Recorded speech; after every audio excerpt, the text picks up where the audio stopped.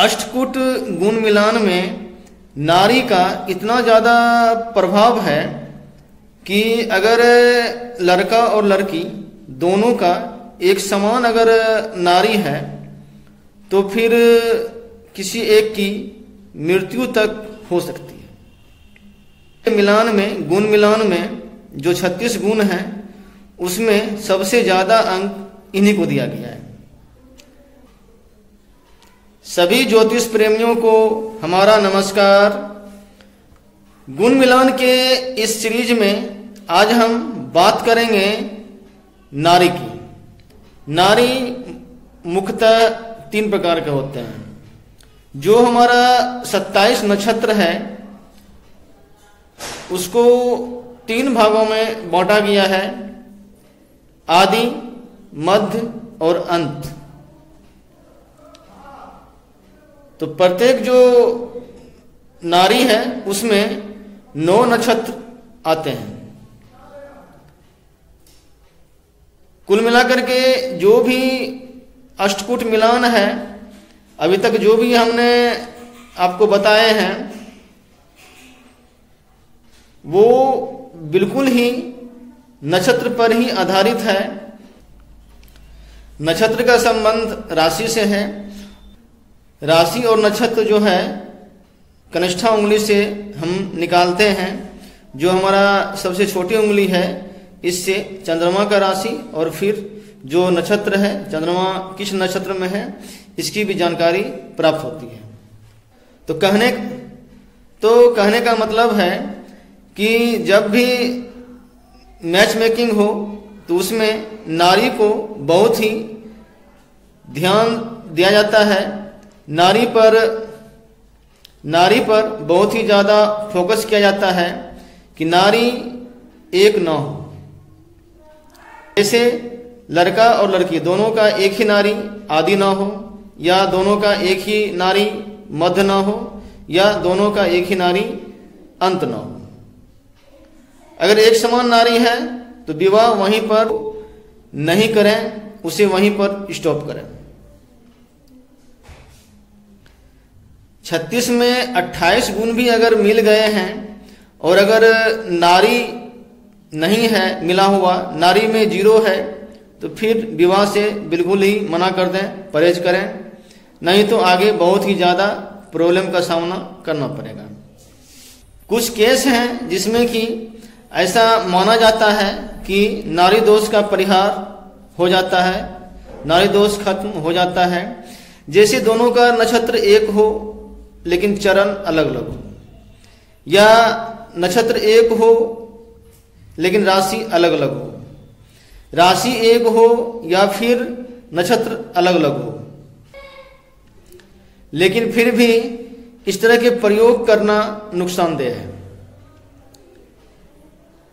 इसलिए मना ही कर दें तो ज़्यादा अच्छा होगा। चलिए, ये तो बात हो गई कुंडली मिलान की, लेकिन नारी के और भी क्या उपयोग हैं उसकी भी हम बात करेंगे इस वीडियो में। नारी का संबंध हमारे स्वास्थ्य से भी है। आयुर्वेद में कहा गया है कि वात, पित्त और कफ, ये 3 ही जो है हमारे रोगों का जड़ है। वात अगर डिस्टर्ब हुआ, यानी वात मीन्स गैस अगर डिस्टर्ब हुआ तो फिर तरह तरह की सैकड़ों बीमारियां हमें हो जाती हैं। पित्त गड़बड़ है तो फिर पित्त से जो रिलेटेड बीमारी है वह हमें हो जाएगा। कफ अगर ज़्यादा बढ़ गया, असंतुलित हो गया, तो उससे रिलेटेड जो प्रॉब्लम है फेस करना पड़ेगा। इस तरह से जिनका आदि नारी है उन्हें गैस की समस्या ज़्यादा रहेगी। जिनका मध्य नारी है उन्हें पित्त का प्रॉब्लम ज़्यादा रहेगा, या पित्त से जो समस्या है, रोग है, वह ज़्यादा उनको सामना करना पड़ेगा। फिर जिनका अंत नारी है उन्हें कफ संबंधी जो समस्या है उससे रूबरू होना पड़ेगा। आयुर्वेद में भी 3 नारी का चर्चा किया गया है, ईरा, पिंगला सुषुम्ना। तो जो ईरा नाड़ी है उसका संबंध कफ से है। इसे चंद्र नाड़ी भी कहा जाता है, नाड़ी कहा जाता है। फिर वहीं जो सुषुम्ना है वह हमारा मध्य नाड़ी हुआ, जिसका संबंध पित्त से। फिर वहीं जो हमारा आदि नाड़ी है उसका संबंध गैस से है और उसे पिंगला नाड़ी कहा जाता है। इस तरह कहा गया है अगर आपको स्वस्थ रहना है तो वात पित्त कफ को बैलेंस में रखना है। योग में भी इससे अलग हम कुछ नहीं करते हैं। जो हमारा श्वास है, श्वास का जो आना जाना जो है, इसी का जो बैलेंस है, इसी को योग कहा जाता है। कितनी देर तक हम सांस को स्थिर रख सकते हैं, और जितना ही स्लो आपका सांस चलेगा उतना ही हेल्थ आपका अच्छा रहेगा और उतना ही आपका आयु भी लंबा होगा। इसी को बैलेंस करना योग में कहा गया है। जो हमारा दाहिना नाक है, जो दाहिने नाक के छिद्र से जो हम सांस लेते हैं उसे सूर्य कहा जाता है, और जो हमारा बाईं है उसे चंद्रमा कहा गया है। सूर्य नाड़ी और चंद्र नाड़ी का जो बैलेंसिंग है वही जो है वह है सुषुम्ना नाड़ी। यहां पर मुख्य रूप से गुण मिलान की बात करनी थी, लेकिन ये कुछ एक्स्ट्रा हो गया। ज्योतिष का उपयोग आयुर्वेद में, योग में तो एक ही है। अगर आप योग करते हैं तो आप बिल्कुल ही स्वस्थ रहते हैं। उसमें जो भी सारे ग्रह हैं वह बैलेंस में रहते हैं।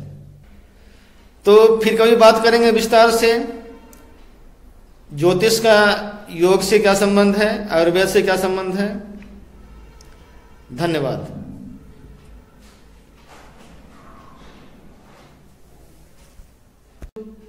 इस तरह से जो हमारा हेल्थ है, स्वास्थ्य है, बीमारी है, उसमें रोगों के उपचार में भी जो ज्योतिषीय नाड़ी है, आदि मध्य अंत, इसका उपयोग आप कर सकते हैं कि उसे किस तरह की बीमारी होगी, यानी जो कफ से उसे किस तरह की समस्या ज्यादा रहेगी, कफ की रहेगी, पित्त की रहेगी, या फिर गैस की, वात की रहेगी।